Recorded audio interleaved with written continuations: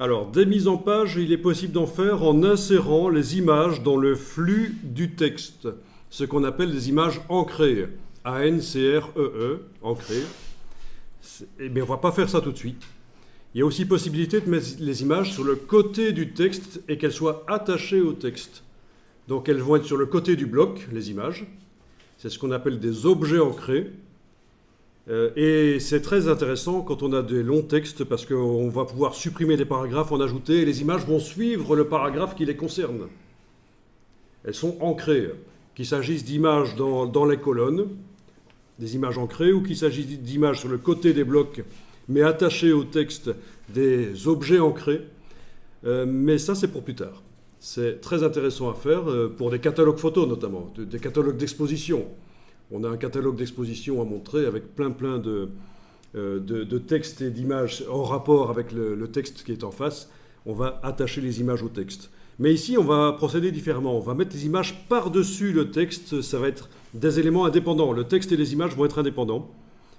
Alors, on va aller chercher quelques images.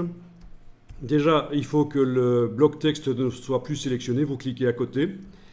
Et sur la page 3, on va amener sur le bord des pages, on a tout un plan de travail qui sert à amener des images. Alors ce plan de travail, je vous dis tout de suite, il prend la couleur en fait que vous donnez à l'interface. Si vous remarquez, il est possible que... Voilà, oui, vous voyez que si je repasse en interface sombre, les préférences interface, j'ai un plan de travail qui est sombre. Si je repasse en interface claire, il devient clair. Et il se trouve que ça ne permet pas toujours de bien voir ce qu'on fait. Et donc je vais maintenant demander que l'espace qui se trouve autour des pages soit blanc, en fait. Indépendamment de la couleur d'interface que je choisis, ce sera toujours blanc. Alors on y va. Vous allez dans les préférences.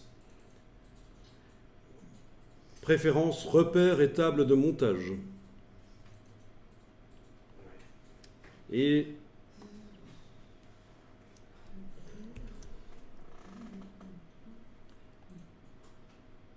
non, excusez-moi, c'est dans les préférences interface en fait. Ça concerne la table de montage, mais c'est dans les préférences interface. Il faut décocher ceci.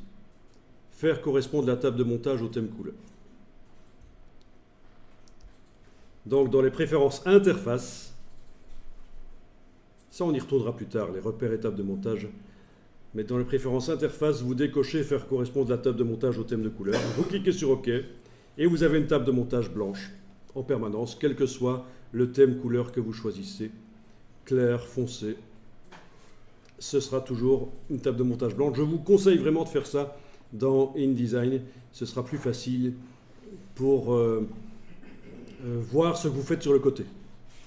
Ça a l'air débile, mais franchement, ça va vous sauver la vie parce que parfois on amène des blocs et on les manipule et les vecteurs apparaissent gris et sur le fond gris, on ne les voit pas en fait. Alors, vous avez cliqué à côté du bloc texte, rien n'est sélectionné. On va aller chercher quelques images, fichiers importés.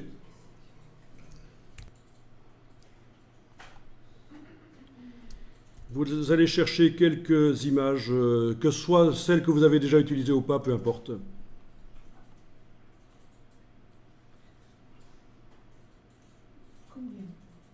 Alors, moi, j'en prends 5 ici. Fichier importé, donc, et puis je vais aller le placer par cliquer, glisser. Je détermine la dimension. Vous voyez, vous avez la possibilité, grâce au repère commenté, de donner la même largeur, si vous voulez, aux images. Mais ça n'a pas d'importance. Je peux en faire des petites, des grandes. On va changer ça après, de toute façon. Vous voyez qu'il y a une chaîne sur le cadre des images. Ça veut dire que ce sont des fichiers liés. Et vous avez la palette des liens. Menu fenêtre, liens. La palette des liens qui vous montre toutes les images utilisées dans le document.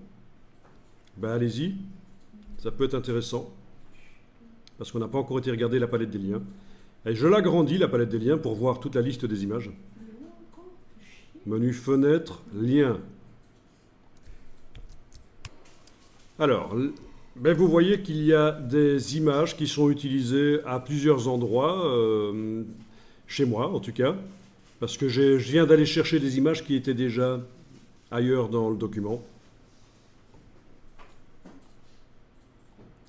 Et c'est pour ça que vous avez des groupes en fait, où on vous montre, tiens, cette image-là, Birds in Snow, est sur la page 1, et également, oui en fait forcément, puisqu'on a fait une grille d'images, vous l'avez aussi le cas.